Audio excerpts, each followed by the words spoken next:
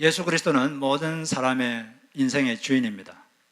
그런데 그것을 알고 인정하고 예수님을 영접하는 사람이 있는가 하면 그걸 모르고 영접하지 않는 사람이 있을 뿐입니다.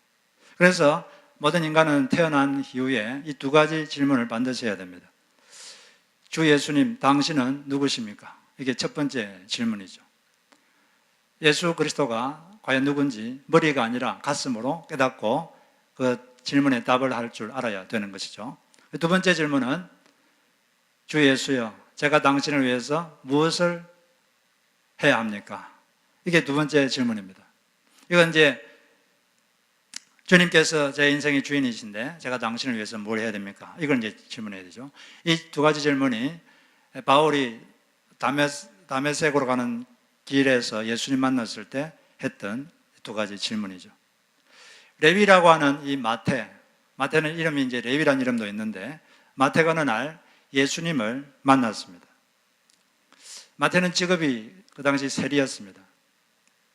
그 당시에는 이제 이스라엘이 로마 식민지였는데 이 세리는 무슨 일을 했냐면 로마 정부를 대신해서 자기 동포들의 세금을 거두었어요. 그리고 그걸 거둬가지고 다시 로마 정부에다가 주었습니다. 그런데 그런 과정에서 또 부당 징수를 해서 착복하는 그런 경우도 상당히 많았죠. 그러니까 식민지 앞잡이니까 세리들은 상당히 유대 민족들에게 미움을 받았고 멸시를 받았고 배척을 받았어요. 그래서 유대인들은 세리를 마치 이방인처럼 취급했고 그리고 같이 식사하는 것조차 달가워하지 않았습니다. 세리들은 회당에도 못 들어갔어요. 그리고 아무리 많은 돈을 헌금하고 싶어도 헌금을 받아주지 않았습니다. 왜? 더러운 돈이라고 받아주질 않았어요. 그런데 그런 세리 마태를 예수님께서 만나주셨어요. 그 예수님을 만난 사건이 아주 간단하게 기록되어 있는데 딱 두 줄로 되어 있죠. 그 후에 예수께서 나가사 레위라 하는 세리가 세관에 앉아 있는 것을 보시고 나를 따르라 하시니 그가 모든 것을 버리고 일어나 따르니라. 그런데 아주 간단하게 기록되어 있지만 마태가 처음에 예수를 이렇게 만났을 때 아마 큰 감격이 있었을 겁니다. 그때는 뭐 예수님이 땅에 걸어 다니셨으니까 직접 만나는 거지만 우리도 예수님이 안 보이지만 인격적으로 예수님을 만날 때 큰 감격이 있지 않습니까? 누구나 다 그런 체험이 있고 그런 게 있는데 이때도 아마 마태는 기록에 잘 나타나 있지는 않지만 아마 큰 만남의 감격, 주님과의 인카운트에서 오는 그런 감격이 있었을 거예요. 왜냐하면 그런 감격이 없었다면 갑자기 나를 따르라 그런다고 갑자기 모든 걸 버리고 따른다는 게 쉽지가 않거든요. 세리는 물론 자기 주변 민족들에게는 배척을 받았지만 경제적으로는 아주 안정된 그런 직업이었는데 그걸 다 버리고 간다는 게 말처럼 그렇게 쉽지는 않았습니다.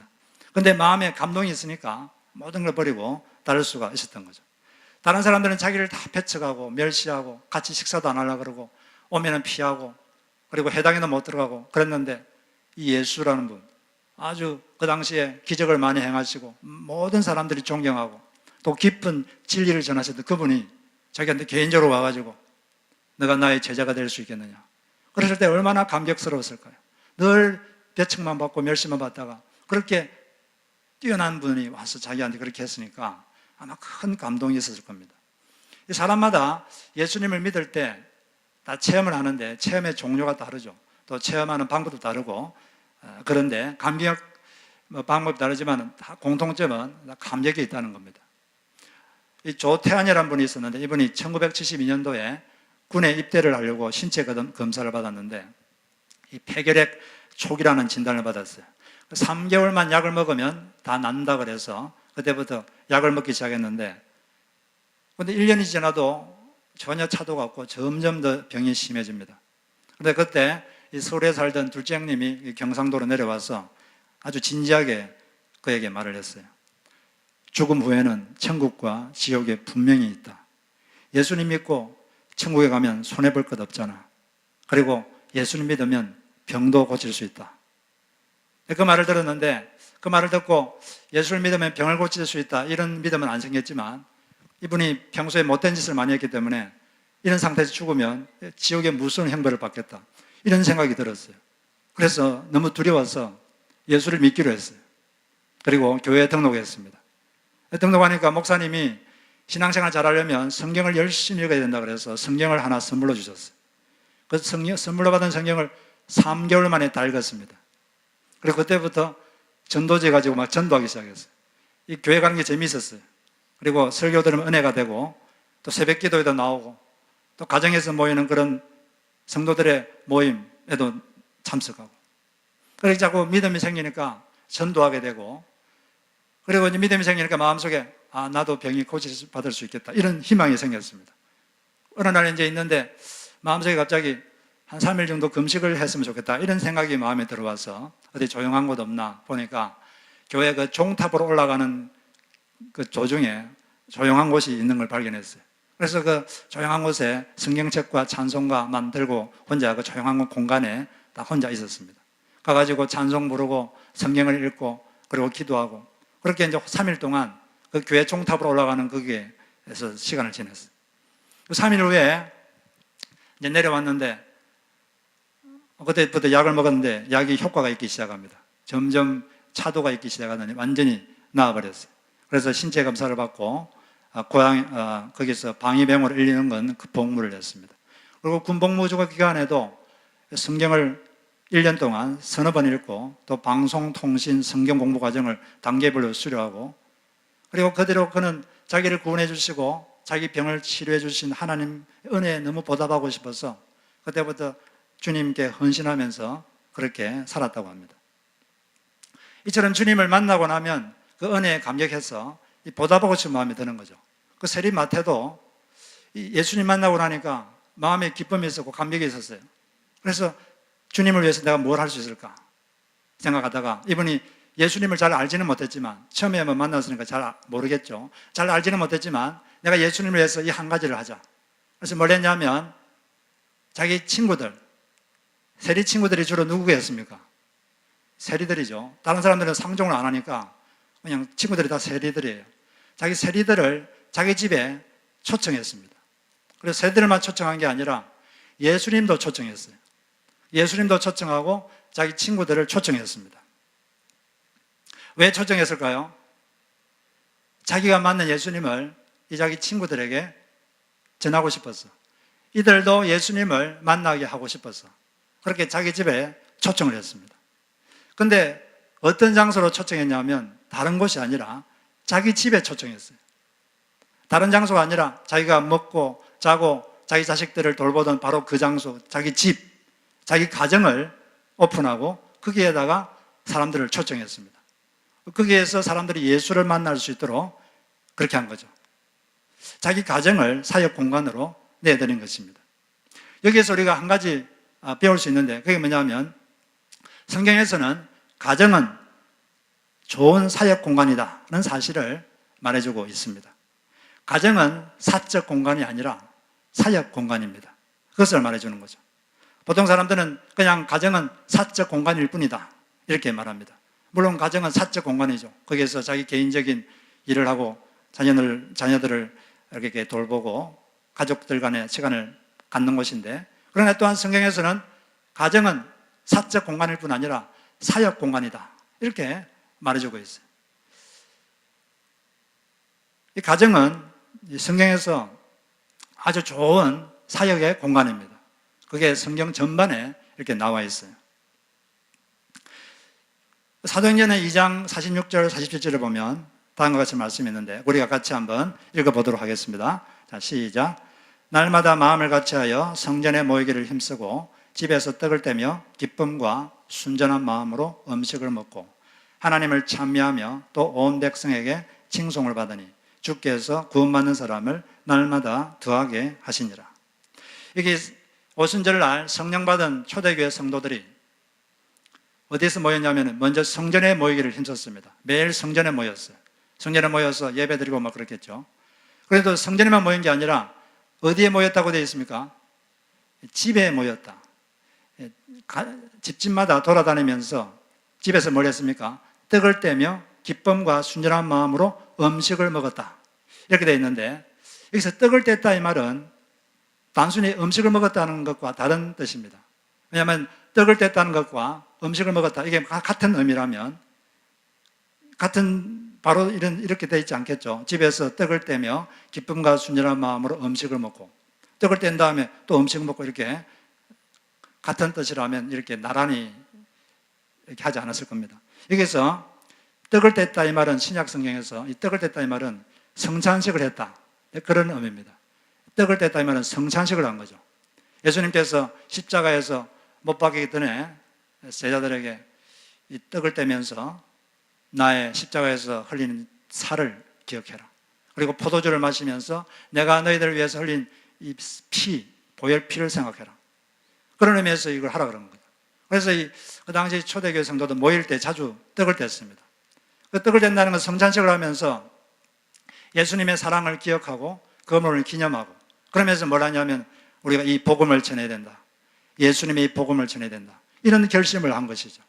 그리고 그 결심을 한 게 아니라 실제로 예수님의 복음을 전하고 예수님의 살과 피의 의미가 뭔지 사람들에게 전하는 그런 전도의 삶을 살아간 것입니다. 그래서 이 가정은 전도의 사역 장소입니다. 영혼 구원의 사역 장소죠. 가정은 아주 좋은 영혼 구원의 장소가 되는 것입니다. 그리고 또 집에서 떡만 뗀 게 아니라 음식을 먹으며 기쁨과 순전한 마음으로 서로 교제했습니다. 가정은 식탁 공동체죠. 사람이란 건 서로 이렇게 좋은 분위기에서 이렇게 먹을 때 마음이 더 쉽게 열리죠. 이런 말이 있는데, 목구멍이 열려야 귓구멍이 열린다, 그런 말이 있는데 이 말은 사실입니다. 사람은 목구멍이 열리면 귓구멍이 열리게 되어 있어요. 자기가 하는 말을 사람들이 잘 못 받아들이는데 아주 좋은 분위기에서 맛있는 것을 대접하고 먹으면 사람이 마음이 열려요. 훨씬 쉽게 열립니다. 그래서 대화가 훨씬 잘 돼요. 그래서 이 유명한 말, 목구멍이 열리면 귓구멍이 열린다, 이건 사실입니다. 그래서 우리는 이 집이란 것은 이렇게 서로 먹으면서, 식탁 공동체, 먹으면서 서로 마음을 이렇게 나누고 그런 장소가 되는 것이죠. 그렇게 하면 훨씬 더 사람들이 마음을 쉽게 또 오픈하고 자기의 마음에 있는 것, 깊이 있는 것을 서로 말할 수 있고, 그렇게 된다는 것을 우리는 경험적으로 잘 알고 있는 것이죠. 그리고 또 그들은 집에서 하나님을 찬미했어요. 하나님을 찬미하면서 교제도 하고 성찬식도 하고 또 예배도 드리고 노래도 부르고, 이런 아주 좋은, 집은 아주 좋은 사역 장소였습니다. 이 신약 성서에서 가정은 사적 공간만 되는 게 아니라 사역 공간이었어요. 우리 모두가 다 나의 가정은 그냥 내 개인적인 일만 하는 사적 공간이 아니라 사역 공간이다, 이걸 꼭 깊이 기억하시기를 바랍니다. 여러분의 가정을 사역의 장소로 오픈해야 돼요. 그리고 또 성경에 보면 로마서 16장 5절에 보니까 또 저의 집에 있는 교회도 문안하라. 이 저가 누구냐면 브리스가와 아굴라인데, 또 브리스가와 아굴라의 집에 있는 교회도 문안하라. 교회가 어디 있습니까? 브리스가와 아굴라의 집에 교회가 있었다, 이렇게 되어 있어요. 또 골로새서 4장 15절에 보니까 라오디게아에 있는 형제들과 눈바와 그 여자의 집에 있는 교회에 문안하라. 눈바라는 사람, 그리고 그 여자의 집에 있는 교회, 교회에 문안하라. 눈바나 브리스가와 아굴라는 뭐 사도도 아니고 선지자도 아니고 목사도 아니고 그냥 보통 그냥 평신도입니다. 요즘처럼 하면 평신도. 그들의 집에 교회가 있었어요. 그들의 집에 교회가 있었습니다. 요즘처럼 이렇게 막 교회 건물이 있고 그러지 않았어요. 그들의 가정, 그것이 바로 교회고, 거기에서 평신도들이 주축이 돼서 하나님을 예배하고 그런 곳이 신약 성서에 많았다는 것을 우리가 보게 되는 것이죠.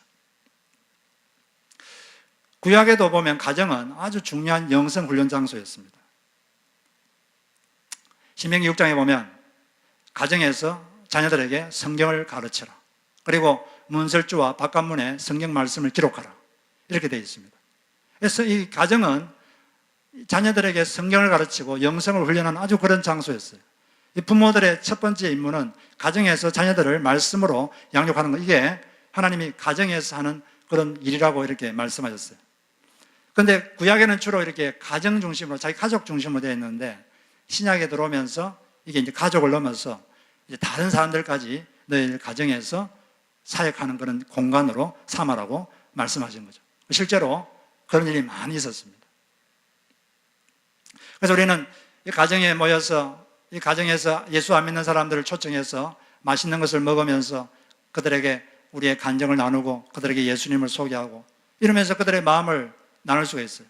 예수를 안 믿거나 또는 교회 다니다가 안 다니는 사람이나 이런 사람들에게 그런 아주 좋은 기회를 줄 수가 있는 것입니다. 그리고 또 우리가 가정에 모여서 같이 식사를 하면서 목구멍을 열면서 또 입을 여는 거죠. 자기의 삶을 나누는 것입니다. 삶을 나눈다는 것은 그냥 자기에게 일어난 사건을 이야기하는 것이 아니라 그 사건을 경험하면서 자기가 느낀 감정을 서로 나누는 거예요. 그냥 단순히 그냥 이런 사건이 있었다. 이거는 삶을 진짜 나누는 게 아니죠. 이런 사건이 있었는데 이 사건을 경험하면서 내가 어떤 감정을 느꼈다. 그 사건을 경험하면서 어떤 생각을 했다. 요걸 생각과 감정을 나누는 것이 그게 삶을 나누는 것입니다. 그렇게 삶을 나누면 자기의 삶을 나눌 때 상대방이 그걸 공감 있게 들어주고 공감을 가지고 들어주고 비난하고 정죄하는 게 아니라 들어주고 또 그걸 가지고 같이 기도하고 그런 과정에서 사람들은 아픔이 있다가도 치유가 되고 또 변화가 되고 그런 과정을 거치게 되는 것입니다. 어떤 부분은 부부싸움을 많이 했는데 그런 성도들의 교제 모임에 가서 가정에서 모이는 모임을 통해서 그걸 나눈 걸 상대방 사람들이 그걸 뭐 비난하고 그러지 않고 그걸 잘 공감 있게 받아주고 또 기도해주고 이런 과정을 통해서 점점 부부싸움이 줄어들고 나중에는 거의 하지 않을 수 있는 그런 사람들이 되었다고 합니다.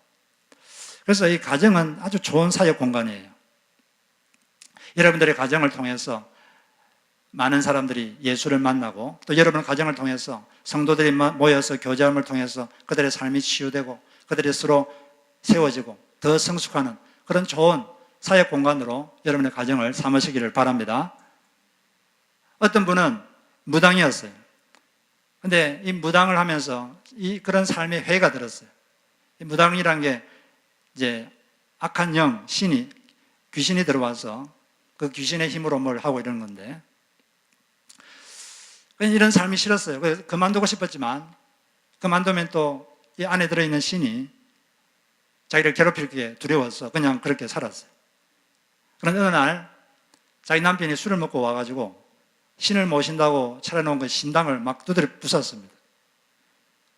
처음에는 이 신이 겁나서 부서진 물건들을 막 모았어요. 근데 모으다가 순간적으로 어떤 생각이 들었냐면 그래, 이제 다 접고 평범하게 살자. 이런 생각이 강하게 마음에 와닿았어요. 그래서 이제 평범하게 살려고 노력했는데 이미 들어와 있던 그 악령이 가만 놔두질 않았어요. 건강을 해치게 하고 또 막 안에서 무슨 말을 하면서 되게 괴롭혔어요. 그때 이분은 계속 간절하게 기도했습니다. 하나님이 정말 살아계신다면 저를 인도해 주세요. 그리고 이 거짓 신으로부터 벗어날 수 있도록 저를 좀 도와주십시오. 이렇게 간절히 기도를 했습니다. 얼마 있다가 어떤 자매님을 만났어요. 그분은 교회 다니는 자매셨는데 그분과 식사하면서 아주 좋은 이야기를 많이 들었습니다. 그분이 하는 말이 금요일 저녁에 자기 가정집에서 모임이 있는데 한번 와보시지 않겠느냐. 그래서 가겠다고 약속했어요. 약속했는데 왠지 부담스럽고 좀 두렵게 했어요. 좀 두려운 마음이 들었어요. 좀 반신반의하면서 그래도 약속했으니까 한번 가봤습니다. 갔는데 사람들이 자기를 너무 환대해 주는 거예요. 그리고 같이 음식을 먹으면서 교제하면서 그 마음속에 이런 생각이 딱 들었습니다. 그날 밤에 내가 살 길이 이곳에 있을 수도 있겠다. 그런 생각이 딱 들어왔어요. 내가 살 길이 이곳에 있을 수도 있겠다. 있다 이러면 뭐 확신은 아니지만 이곳에 있을 수 있겠다 이런 생각이 들었어요. 내가 좀 더 이곳에 발을 디뎌야겠다. 그래서 이제 교회도 다니기 시작했습니다. 교회를 다니면서 목사님께 가르침을 받고 그러면서 성경을 통해서 마귀가 거짓의 영이고 거짓의 아비라는 것을 알고 또 하나님 예수님의 이름으로 악령들을 또 잠잠케 하고 그런 거 하면서 이 사람은 마음속에 믿음이 깊어졌고 또 침례를 받고 훌륭한 예수 그리스도를 믿는 예수님의 사람이 되었다고 합니다. 이분이 그 악령들에게 고통을 받고 있었는데 이 가정에서 모이는 성도들의 모임을 통해서 환대를 받고 그걸 통해서 마음을 열고 예수를 만나게 되는 좋은 기회가 된 것이죠. 그래서 가정이라는 것은 아주 좋은 사역 장소입니다. 이 사적 공간일 뿐 아니라 사역 공간입니다. 사적 공간만 되는 게 아니라 사역 공간이라는 것을 여러분 깊이 기억하시기를 바랍니다. 마태가 자기가 늘 만나는 친구들을 이렇게 자기 집에 초청했듯이 우리도 자신이 늘 만나고 또 알고 있는 그런 사람들을 이 가정에 초청해서 예수님을 이야기하고 또 아름다운 교제를 한 다음에 우리를 통해서 많은 일들이 일어날 줄로 믿습니다. 또 저희 교회도 그렇게 가정을 사역 장소로 사용하는 이런 일들이 좀 더 많이 있었으면 좋겠어요. 근데 이처럼 성도들이 모여서 교제할 때 한 가지 주의해야 될 게 있습니다. 이걸 주의해야지 정말 그 모임에서 아름다운 일들이 일어나는 거죠. 그게 뭐냐 하면은 이 잘못하는 사람을 정죄의 대상이 아니라 치유의 대상으로 변화하도록 도울 대상으로 보라는 것입니다. 잘못하는 사람을 정죄의 대상이 아니라 치유의 대상 그리고 변화하도록 도울 대상으로 보아야 한다는 거죠. 세리들이 예수님과 모여서 먹고 마시고 있을 때 그것에 대해서 두 가지 반응이 있었어요. 첫 번째 반응은 바리새인들과 서기관들의 반응이었습니다. 그들은 이 세리들을 막 정죄하는 데 바빴어요. 바리새인들은 이 세리들에게 죄인이라는 딱지를 딱 붙였습니다. 바리새인들은 나름대로 아주 경건하게 살려고 노력했던 사람들인데 그래서 경건하게 살려고 여러 가지 규칙들을 많이 만들었어요. 그 규칙들을 어기면 여지없이 당신은 죄인이라고 딱 그렇게 이름을 붙였어요. 그 죄인의 가장 대표가 누구냐? 창녀, 그 다음에 두 번째 세리 이런 사람들이 그 죄인의 아주 대표적인 사람들이었어요. 그러니까 바리새인들은 그 세리들 잘못하고 있는 세리들에 대해서 이렇게 정죄하고 그리고 그렇게 같이 어울려 있는 예수님과 제자들을 비방했습니다. 그런데 그들에 대해서 예수님은 어떤 반응을 보였습니까? 예수님은 다른 반응을 보였죠. 그들의 친구가 되어주었고 그들과 먹고 마셨습니다. 그리고 자기를 비방하는 바리새인들에게 다음과 같이 답을 하셨어요. 건강한 자에게는 의사가 쓸데없고 병든 자에게 쓸데있나니 내가 의인을 부르러 온 것이 아니라 죄인을 불러 회개시키러 왔노라. 예수님은 그들을 치유의 대상으로 보셨습니다. 이 사람은 치유를 받아야 될 사람들이다. 그리고 이 사람들은 회개가 필요한 사람이다. 회개란 게 뭡니까? 변화를 말하죠. 변화. 이 사람들은 변화하도록 도와줘야 될 사람들이다. 변화하도록 좀 도움을 받을 사람들이다. 이처럼 그 사람들을 변화를 위해서 도와줄 대상, 도울 대상으로 이렇게 본 것이죠. 우리는 이 두 가지 반응 중에서 어떤 반응을 보여야 될지 우리가 선택해야 됩니다.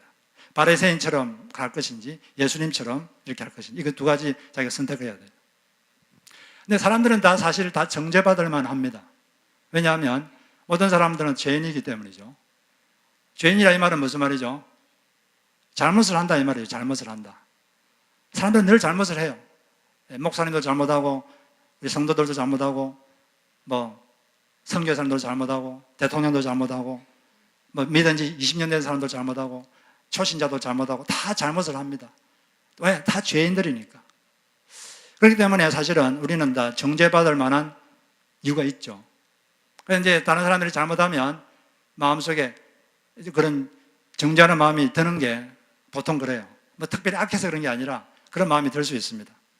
그런데 거기서 이제 우리가 그냥 보통 사람처럼 살 것인지 아니면은 성숙한 예수의 제자처럼 반응할 것인지 그걸 우리가 선택해야 되는 거죠. 이 세상에 죄인이 아닌 사람은 없어요.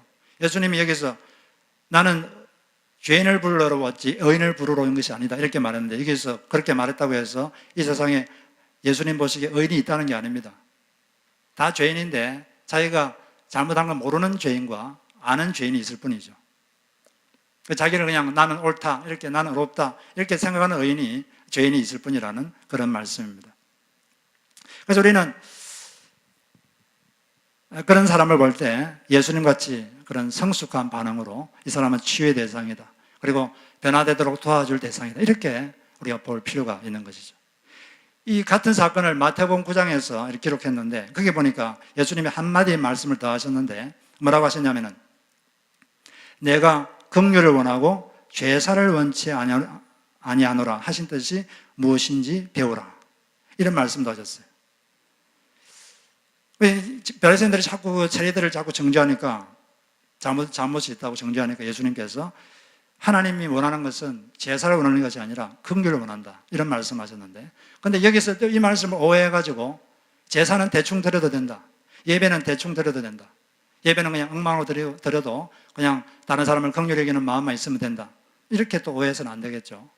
왜냐하면 성경 전반을 볼 때 하나님께서는 예배를 귀중히 여깁니다. 제사를 아주 귀중히 여깁니다.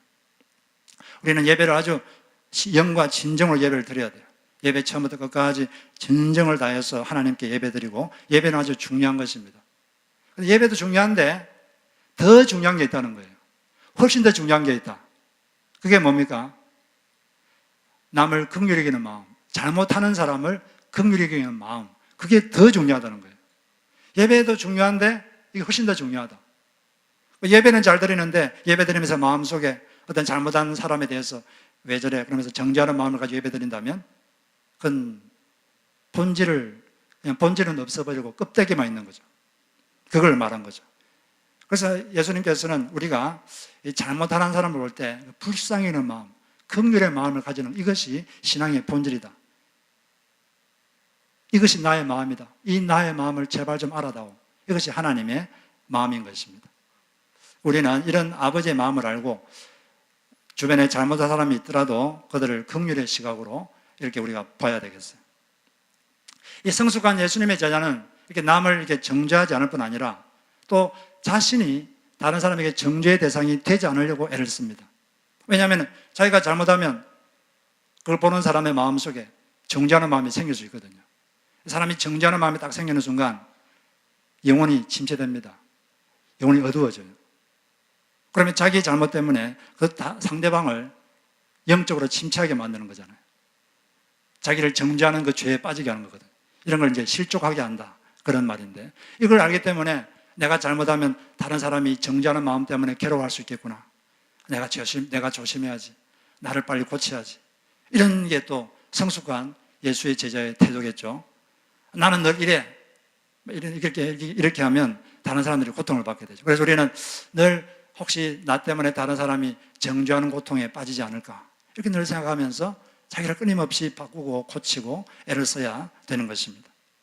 그리고 또 성숙한 예수님의 제자는 다른 사람을 정죄하지 않을 뿐 아니라 혹시 다른 사람이 자기의 잘못을 말해도 그걸 잘 받아들입니다. 그걸 발전의 기회로 삼아요. 왜냐하면 비판 속에 진리가 있다는 것을 알거든요. 그래서 비판 속에 있는 진리를 잘 받아들이고 그걸 자기의 발전의 기회로 삼는 것입니다. 우리 부부 생활하다 보면은 잔소리 듣는 건 되게 싫어하는데, 근데 한 가지 알아야 될 것은 잔소리에 진리가 있다는 거예요. 그 진리를 잘 깨달아서 이걸 받아들이면 자기가 발전할 수 있는 기회가 되는 것입니다. 사람들은 다 비판을 다 싫어해요. 그렇지만 비판을 극복하는 아주 좋은 방법은 그 비판을 그냥 받아들이는 거예요. 예를 들어서 누가 당신 바보야. 그러면 나 바보 아니야. 그렇게 하려면 이게 이제 괴롭죠. 그게 아니라 그래, 나 바보다. 이게 받아들이고 혹시 내 속에 바보스러움이 없는가? 내 속에 어떤 모습이 바보스러운가? 혹시 내 말 속에 바보스러운 말이 없는가? 혹시 내 행동 속에 바보스러운 행동이 없는가? 그걸 계속 고민하는 거예요. 고민하고 생각하고 그러다 보면 내 속에 이런 것이 좀 바보스러움이 있었구나. 나 이런 말 속에 이런 행동 속에 좀 바보스러움이 있었구나. 그걸 깨닫고 그걸 고치기 시작하는 겁니다. 그러면은 그걸 자기의 발전의 기회로 삼으면 비판받기 전보다 비판하는 후가 훨씬 더 발전하게 되는 거죠. 어제보다 오늘이 더 좋은 사람이 되고 올해보다 내년이 더 좋은 사람이 되게 되는 것입니다. 그래서 우리는 다른 사람을 정죄하지도 말아야 될 뿐 아니라 내가 정죄 대상이 되지 않도록 늘 조심해야 되고, 혹시 이 비판을 받더라도 비판 속에 진리가 있다. 이걸 꼭 기억해야 돼요. 비판 속에 진리가 있다. 이걸 기억하고 그걸 자기 발전의 재료로 삼아야 됩니다. 그러면 이 사람은 발전해요. 점점 좋아집니다. 사람은 자꾸 발전해야 돼요. 그리고 또 자기 기분에만 몰입하지 말고 내가 어떻게 하면 발전할까? 그걸 계속 생각하면 좋은 거죠. 그리고 그렇게 말한 사람들 속에는 그 사람의 마음 속에는 나를 더 잘되게 하려는 그런 마음이 있다는 이걸 캐치하는 거죠. 그걸 예리하게 캐치해서 고마워하고 감사하고 그럴 때 우리는 계속 발전할 수가 있게 되는 것입니다. 그래서 이 성숙한 예수님의 제자는 잘못을 하고 있는 사람 볼 때 정죄하는 사람이 아니라 그 사람을 치유의 대상으로 그리고 변화하도록 내가 도울 대상으로 이렇게 보는 거예요. 그래서 마음에 정죄하는 마음이 드는 순간 그걸 중보기도로 확 바꿔야 돼요. 정죄하는 마음이 들 때 그걸 기도로 확 바꿔야 됩니다. 그 사람을 위해서 기도하고 그 사람을 위해 축복하는 거예요.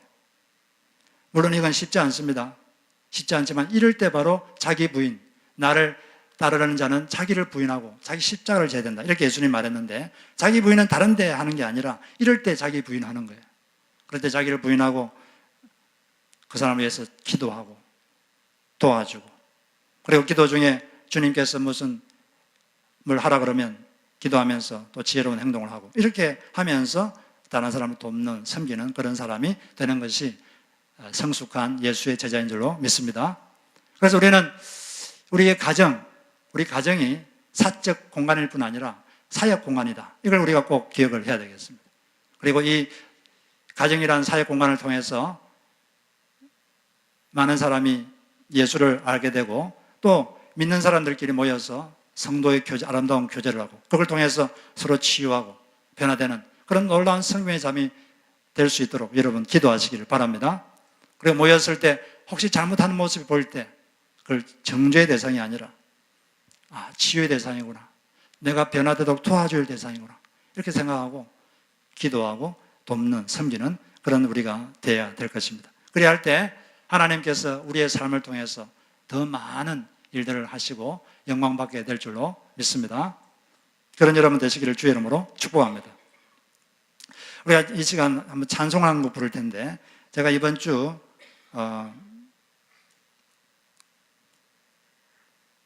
월화수 저기 팜 데절트에서 침례교 목회자 수련을 했어요. 아주 좋은 시간 가졌는데 그때 마지막 날 우리 이종용 목사님께서 나오셔서 말씀을 전하셨는데, 이분은 1970년도에 한 6개월 동안 한국에서 탑 가수였죠. 그러다가 목사님 되셨는데, 이분이 이제 말씀 전하기 전에 이 찬송을 이렇게 불러주셨는데 확실히 톱 가수답게 아주 목소리가 좋으시더라고요. 그리고 아주 제가 감동을 많이 받았어요. 내용이 아주 은혜스러웠는데, 그래서 한번 같이 이 찬송가를 좀 불러봤으면 좋겠어요. 우리 이 시간 말씀을 생각하면서 기도합시다. 하나님, 가정은 사적 공간이 아니라 사역 공간인 것을 배웠습니다. 하나님, 우리의 가정이 주님의 사역을 하는 공간으로 많이 쓰임받을 수 있도록 해 주시옵소서.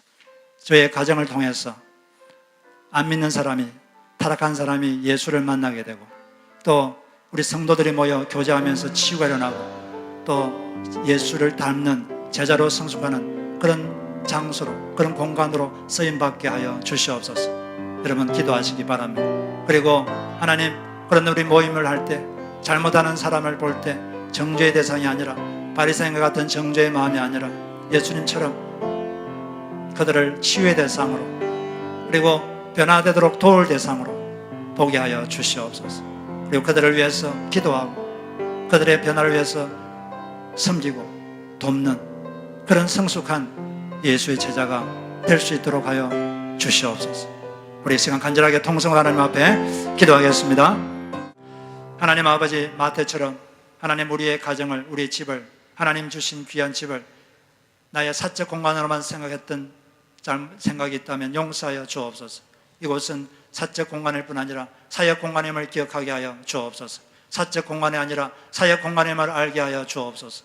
그리고 우리의 가정을 통하여 영혼 구원의 역사가 일어나고 하나님 아버지, 믿는 자들이 치유되고 변화되는 그런 공간이 될 수 있도록 하나님께서 우리를 사용하여 주시옵소서. 또한 잘못하고 있는 사람을 볼 때 정죄하는 마음이 아니라 치유의 대상으로 보게 하여 주시고 변화되도록 도울 대상으로 보게 하여 주시옵소서. 즉각 그때부터 중보기도를 시작하고 축복기도를 시작하는 그런 성숙한 예수의 제자가 될 수 있도록 주님께서 역사하여 주시옵소서. 우리 하나님 아버지께서 도와주시고 끊임없이 주변 사람을 섬김으로써 하나님 아버지 주님께 쓰임받는 주의 백성들이 되게 하여 주옵소서. 예수를 따르는 이 길을 우리가 뒤돌아서지 않도록 하여 주시고, 하나님 쟁기를 지고 뒤돌아서는 자는 하나님 나라에 합당하지 않다고 말씀하셨습니다. 오직 앞을 향하여 주의 뜻을 이루기 위하여 전진하는 주의 백성들이 되게 하여 주옵소서. 예수님의 이름으로 기도드립니다. 아멘.